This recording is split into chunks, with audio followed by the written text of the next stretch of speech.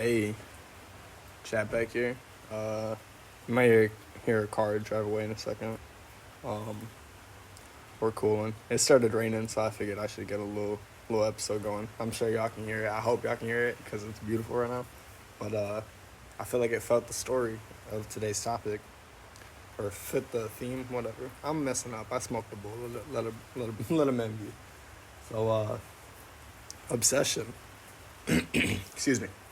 Obsession is just like wow. Wow, bro, I ain't gonna lie. Cooper and Cooper and Curry, I think that's their names. I mix them up. I'm fucking whatever. Their movie was fire. I'm not gonna lie, my opinion. I think they should front some actors a little more money. I think they should front the crew a little more money. I don't know the deal they got going on. Obviously, I'm not involved in it and all that, but all I'm saying is when your movie's making a lot of money, I think you should give the crew some kickbacks. But that being said, them careers are going to go somewhere. I'm sure they're going to keep going. Plus, not to mention, I'm pretty sure Curry already wrote another film. Dude's just going to be the next fucking Peele. I'm not going to lie, I'm very, inspired. I got to really start kicking my ass into overdrive and start doing something and just get it done. That's it. So that being said, obsession. Wow. What are the, what's the consensus? What's everyone think about it? Spoiler warning right now.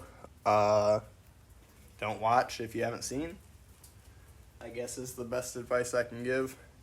But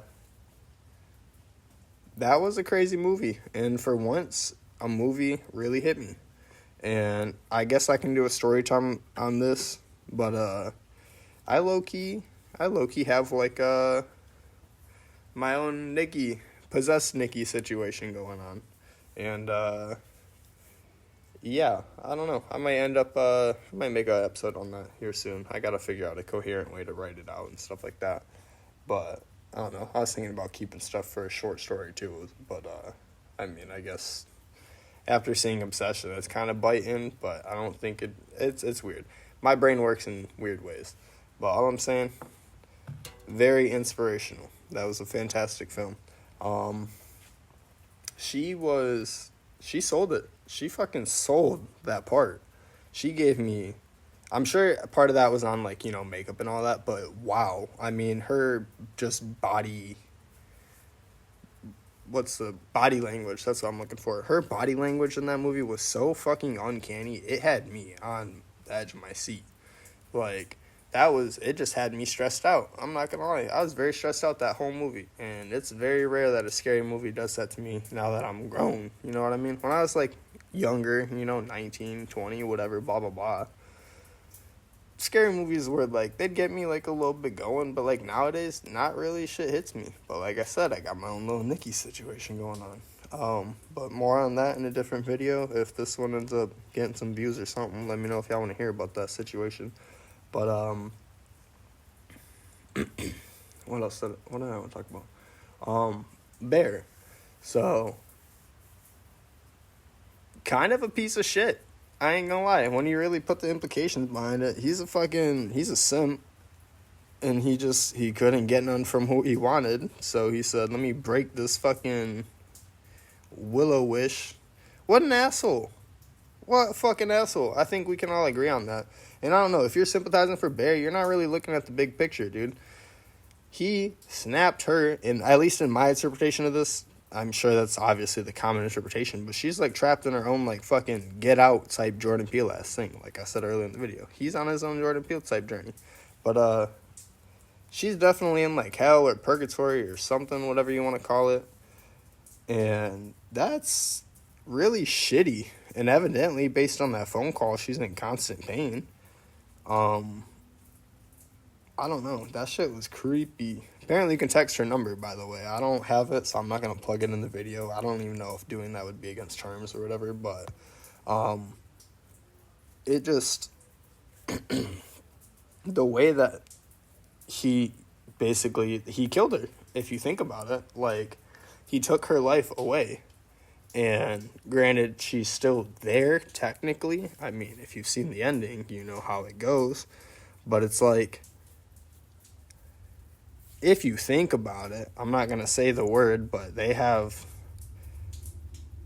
non-consensual sex. We'll put it that way. In a technicality, you know what I mean? Because she's not really there. Also, you can hear the moans are fake. You know, if I'm gonna be real, gentlemen. If you're hearing them type of moans, you're fucking up. Do something different, or make sure the person you're with actually wants to be with you before you try to do something. How about that? But yeah, any men who do that, by the way, shit. I will say, given the situation, at least in that show or in the movie, I guess he could be in denial, but I don't think that excuses his behavior of any of her cries for help or anything like that. Like, there are multiple times throughout the film where you could tell, like, especially after that first night where they do have that relation and she's in the corner crying. You know, that's Nikki crying. I don't think that's possessed Nikki crying. I think that's Nikki crying. And I think that's what a lot of people have come to the, like, conclusion of on that one. But it's sad. And then she does all this murdering and shit like that, and it's like, what the fuck? And the cat, what the fuck was up with the cat, bro? Oh my gosh. I don't know, like, I haven't, like, seen any or watched any theory videos on it because I low-key want to do my own theory crafting type shit on this. I just gotta write down thoughts. Obviously, I'm not scripting this video. I'm just fucking talking. But, it's... How do I put this? I forgot. I looked at the time to see how much time I had on it. My bad. Fuck, what was I saying? I might actually have to cut a bit out. It don't matter what I was saying. I don't care. But, basically, no way, I kind of remember. That's the scene where she's crying in the corner, and then the scene where she's sleeping. There we go. Boom. So, she's literally telling him, hey, kill me. Kill me. Kill me. Like, hello, dick. As if the first night wasn't obvious enough. Also, here's the thing, dude. If there's ever a girl who's, like, doing that crazy-ass type shit to you, dude, run for the hills, dog. Get the fuck out, because that ain't normal behavior, bro. Fuck all that. Nuh-uh. And that goes same for vice versa on the gender flop, dude. If you got a dude doing that type of shit to you, get that motherfucker to the curb. Peace him out, dude. You know, if you got a brother, cousin, whoever, even if you're a dude, if you can get protection, dude. It's domestic violence can happen on both ends. But that's neither here nor there right now. Bear, he shouldn't have been so irrational, because his thing was he couldn't get with Nikki, so he just said, well, fuck it, let me break this. He didn't think about it. You know what I mean? Like, he could have worded that so much differently. He could have been like, I wish Nikki was in love with me. Like, I think that would be like I'm not saying that would be a fair one. But either way, think about the wish. If you make the wish on someone, regardless of what the wish is, evidently they get possessed. So it's not even the person. So no matter what he said, you know, it would have been possessing. So she's fucked regardless of what he would have wished. On the topic of Cooper, let me take a swig because I feel some cottonmouth coming. So with Cooper and the scene where they're fighting and blah, blah, blah. Obviously, at this point, Bear knew about Nikki and them sleeping together because Sarah told him in the car. Well, we know that scene. Fuck that scene. Oh, that scene made me sick, by the way. Holy fuck. I don't know. It was a lot. And I think the way they pulled it off, or the way they did it, was, like, perfect. Because if it would have been, like, a few slams, it would have been not impactful. But the fact that it just keeps going for a second, your brain's just like, damn, like damn. I didn't even see the brick at first, if I'm being honest with you. Like, I thought she was just slamming her head against the steering wheel. No, like, dude, nah. You got me fucked up. But Cooper, back to the wish story. So he's sitting there, and Bear's like, dude, I need you to wish this out or cancel my wish or whatever with the thing. And then he's like, he gets him to the point where he's like listening to him. And then of course he goes, I don't care about Nikki. Bruh. Why? Why? So you bring up the one thing that you knew could potentially be a sore spot for Cooper, and you say, hey, I don't care about the girl. Dog, you should have known. You should have known. Bro, half the fucking motherfuckers my age are pussy-obsessed fiends, dude. If you can't go a week without pussy, you're a weak man. And I'm not even saying that because I do get pussy. Point being,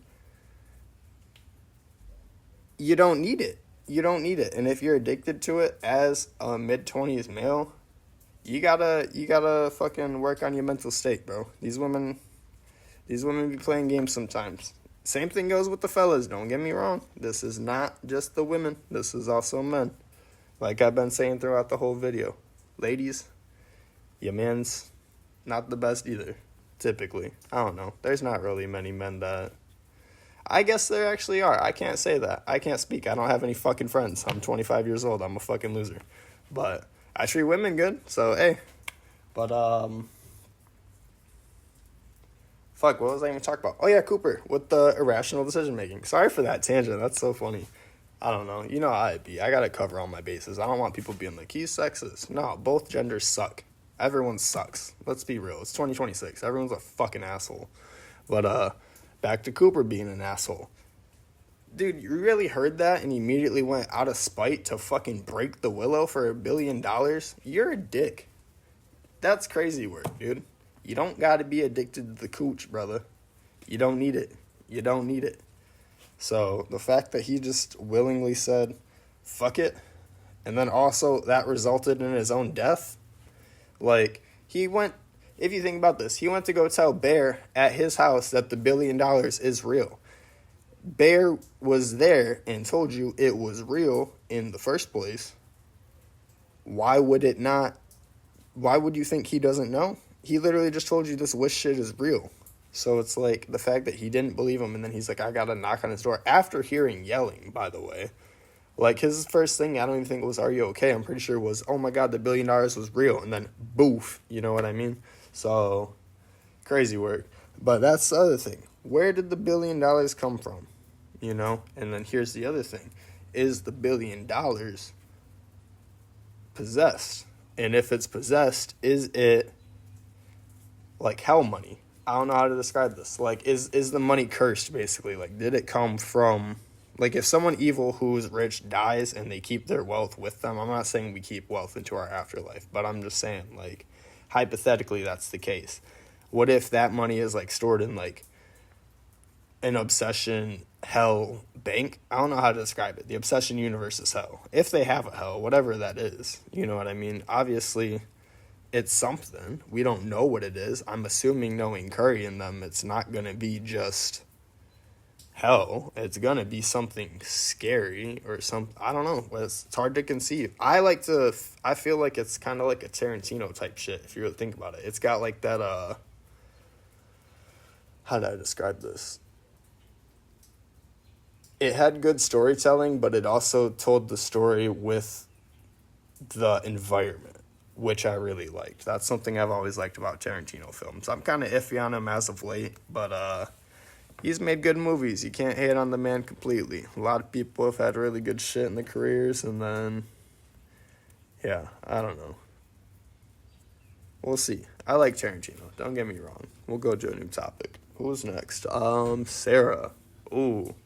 First of all, Sarah... good-looking girl. So I don't know why he was simping over Nikki, especially after Nikki was like, hey, Sarah likes you. Bro, go for the girl that clearly likes you. I'm not really understanding this. You know what I mean? So that's pretty whack. But she was a good character. And if you saw in their dynamic, I thought they were good together. There's my neighbor leaving finally. That's so funny. But they had a good dynamic when they were in the store during that scene when he has lunch. Yeah, that was a fucked up scene. I'm not even gonna hold on that one, bro. That was bad. But she liked music. You know, it was her dad's music store, but she was trying to pursue music. I'm pretty sure was like her character. But it's just sad. You know, she ends up dead, and for no reason, basically. Literally for no reason. Because Bear was an asshole and decided to get Nikki possessed. That's why. And that's crazy. I don't know. When you break the movie down into simplicity like that, you just see Bear's an asshole, Nikki's a victim, Sarah's a victim. Bear's a victim in the sense of he does have things happen to him, but he kind of caused it. You know what I mean? It's kind of hard to feel bad for the person when they actively cause the problem. You know what I mean? If he never even made that wish in the first place, it'd be chill. Like, this movie wouldn't have even been a thing. Which, I get, you gotta have the plot, move forward, whatever. So, it's understandable. Don't get me wrong, I'm not critiquing the story writing. Fucking Curry knocked it out of the park, dude. And the acting in it, all around, everything was just phenomenal. The fucking casting, fantastic. Makeup, fantastic. However, they made her look crazy. I know they did it physically. I'm pretty sure it was with a makeup team. I don't think they use CGI crazy like that. If they do, it was probably very little. But to be fair, I haven't seen BTS, so I don't know. I'm sure it's there somewhere. I'm taking another sip. It's really humid right now, so I gotta keep hydrated. Plus, I'm fucking verbal diarrheaing on this video, so.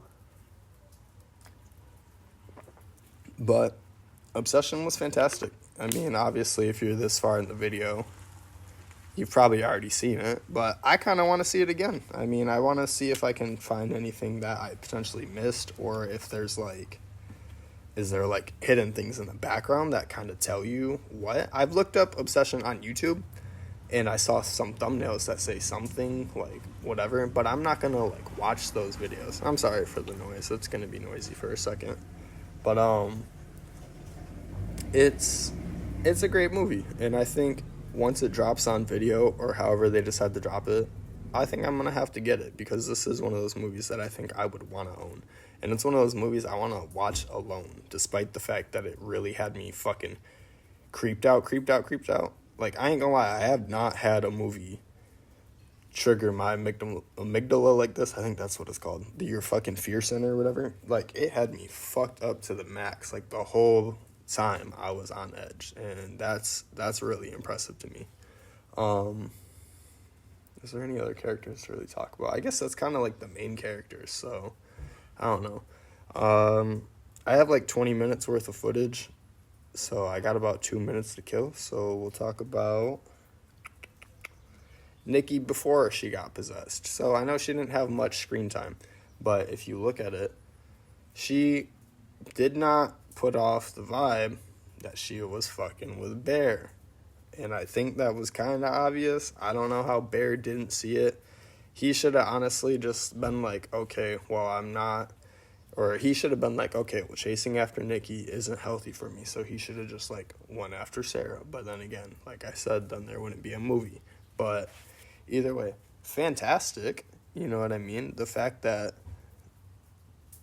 she played the switch. I guess the switch happened instantly, because it went from her being up at his window and saying no, pretty much, or good, good, I just want to be friends with you. And then you see him crack the willow, and then all of a sudden Nikki's just there. That switch is just oof. That shit had me a little bit tweaked out too, which was cool. But all the vibes that you got from beforehand were she's not interested. You know what I mean? That's the vibe I got. I don't know if I'm just good at picking up at micro type shit, but she did not seem to be fucking with Bear. And obviously we know she was fucking with Cooper, literally. So, she liked Cooper in the sense enough that she'd want to have sex with him. But it's just it's crazy. It's a crazy movie. I think there's a lot that can be unpacked with it still. And I think that this video doesn't even do it half justice. Not to mention, I tangented half the fucking video anyways. But let me know what you thought about the movie. Let me know what you thought about the video. And if you have anything to say, any comments about it, or anything left over that you want to say in the comments about anything, let me know. I'd love to have some more engagement on my videos. Leave a like, leave a dislike, leave whatever you want to leave. If you drop a comment, make it a sentence or two, I'd appreciate it. Apparently it doesn't count unless you do 7 words, so be a real one. And then also, if you feel like subscribing, please do so with the bell on. I'd really appreciate it. This isn't really a chat pack episode, so I guess I'm not really going to call it that, but I guess it's a pseudo chat pack episode. Whatever. Y'all know the deal. It's fine. Go watch the movie again if you haven't. I mean, or don't, because I don't know if they're paying the actors more. But fantastic movie nonetheless. Hope you have a great day. And catch you on the next video. Peace.